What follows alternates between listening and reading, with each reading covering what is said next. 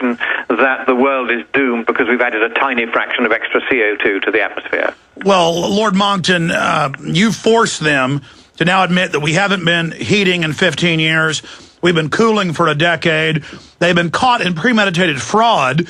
I don't really think these people are naive. The leadership knows this is just a giant new taxing scheme and a way for government to, quote, end our industrialized society and deliver humanity into the hands of this despotic elite as feudal serfs. I think it's quite worth remembering how it is that they concealed for as long as they did the fact that since the turn of the millennium on the 1st of January 2001, the trend of global temperatures has been a downtrend. Not a very significant downtrend, but it certainly hasn't been an uptrend. And as you rightly pointed out a moment ago, for about 15 years, there's now been barely significant global warming. How did these facts eventually come to light? Well, the BBC got in touch with me after the ClimateGate scandal broke, and they said, what questions would I put if I were interviewing Dr. Jones, who ran this unit whose emails leaked all over the world? And he's the one that compiles one of these global temperature data sets that tells us whether temperature is going up or down worldwide. And so the BBC took my questions and put them to Professor Jones, and one of those questions was, have we or have we not had a global cooling trend since the turn of the millennium? Lord Monckton, got to interrupt you. We'll come back and get to the punchline on this straight ahead.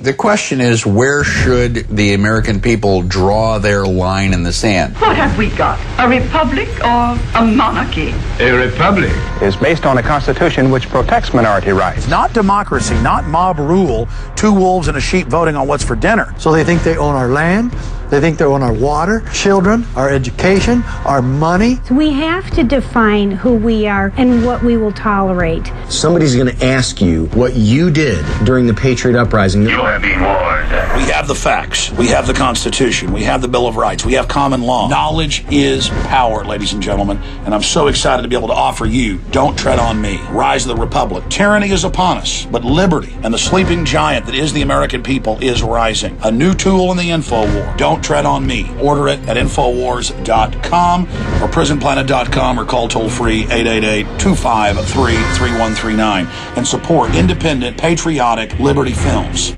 Alex Jones here with urgent information concerning TrendsResearch.com. The Trends Journal distills the voluminous ongoing research of the Trends Research Institute into a concise, readily accessible form. By tracking 300 separately defined domestic and international trends, the Trends Journal establishes the connections that others fail to see or misinterpret. Gerald Salente's Trends Journal allows you to anticipate change, recognize the implications, and take protective strategies. Individual readers from every walk of life can put the Trends Journal, Trends Forecast, and Trends Analysis to practical use. Extra information to keep you well informed throughout the year when any current event of major social, economic, or political significance occurs. Trends Journal notifies its subscribers of their implications. When you subscribe to the Trends Journal, you'll also receive Trends Alerts. Visit TrendsResearch.com today. That's TrendsResearch.com. Subscribe to the Trends Journal. This information is too important to wait. Hi folks, this is Alex Jones asking you for a minute of your time to tell you about soap. Not detergents, but good old-fashioned pure soap made by the Cal Ben Soap Company, a family-owned and operated American company. My family, staff, friends, and radio listeners are constantly telling me how much they love these products for bath, hair, laundry, and dishes. There is nothing like these factory-direct, big money-saving, triple-concentrated soaps anywhere. Get a free detailed catalog by calling 800-340-7091 or see them online at 5starsoap.com or Infowars.com. Let's talk to the owner of 5 Star Soap, Marty Schachter, and see what he has to say. As founder and owner for over 63 years, people keep asking me, how's business? I'm happy to say our business is going down the drain. Call us at 1-800-340-7091. Visit our website, 5starsoap.com, for buying our 1 to 2 month soap sampler. Thank you. From his Central Texas Command Center, deep behind enemy lines, the information war continues. It's Alex Jones and the GCN Radio Network.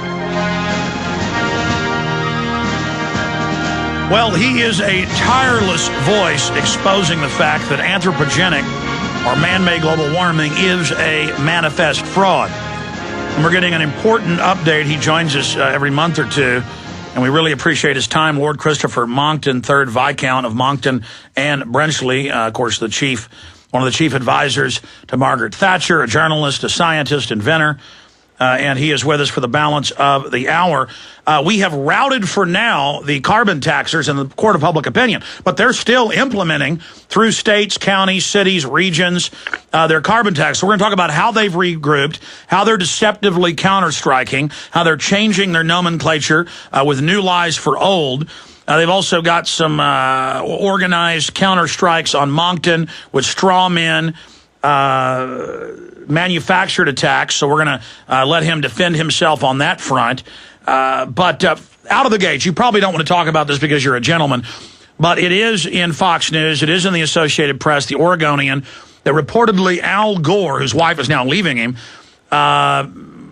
was with this masseuse, and there are crazies who make stuff up, but we have no evidence of that. And it sounds like him.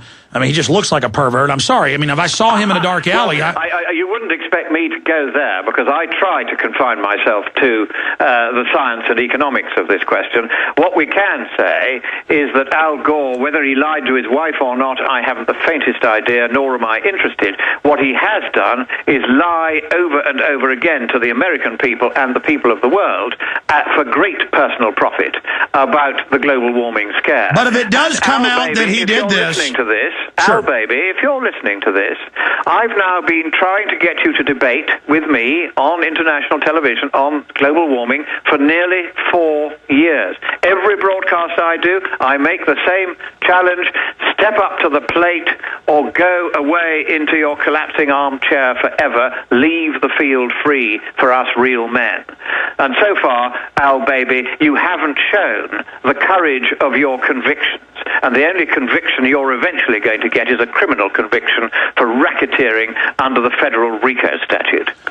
Absolutely, because there's clear evidence of that. This could be completely made up, that he groped this woman, though I tend to believe it just at a gut level, regardless. Well, I'm not going there. I mean, I've made that very plain to you. That's not what I do. What I do is the science and the economics, and the science and the economics say that Al Gore is wrong. He's running scared. Fewer and fewer people are listening to him. He now charges a fee. The Singapore government paid him a few months ago a fee of $300,000 to make one rambling, disappointing, diffuse speech about global warming. Nobody except the Singaporean government would now pay that kind of fee to him. But he is a busted flush as far as global warming is concerned. Nobody takes him seriously on that subject anymore. And indeed, nobody now takes the official bodies on this seriously, the official scientific bodies who have seen this as a way of making enormous money in rent-seeking subsidies from taxpayers. They're all discredited now. They've all passed from being scientific bodies to mere self-serving political pressure groups. They, too, are now discredited. We have just this week the United Nations Climate Panel, which is an enormous and growing bureaucracy, which has just announced that this time, because of the criticism that it's been terribly one-sided in its previous reports, it's going to widen the number of scientists it gets writing its next report, but it's not actually going to widen their opinions. It's still only going to choose those who believe the line which it wishes to peddle. They're still not going to ask the real scientists who've done the real work, showing what complete nonsense the official line actually is. Now, Lord Monckton, I want to go back to Al Gore and criminal prosecutions, and then I want to look at how they're regrouping, how they're trying to counterstrike, and get your forecast, as the leading general against these eugenicists, of where you see them striking next. But going back to criminal prosecutions, where are we on Pachari? Where are we on Jones? You got cut off on the break. earlier when Yes, indeed. Let's do Jones, first of all. He has been exonerated by the House of Commons. No surprises there, because our Parliament is the most true-believing of half-witted, credulous believers in this new religion of global warming. And they were not prepared to admit that they'd got it wrong by finding him wrong. So they of course, washed their hands of it and said he was a splendid fellow, really, which he isn't. He had destroyed data and procured the destruction of data from other scientists in a series of emails, none of which is denied, for the sake of avoiding getting anyone to check his figures and see just how much they were simply made up. So the fact that the House of Commons looked the other way is a very good indication of how the political establishment worldwide is not yet willing to admit what a colossal mistake it made. It's just like DDT all over again. However, there is, of course, the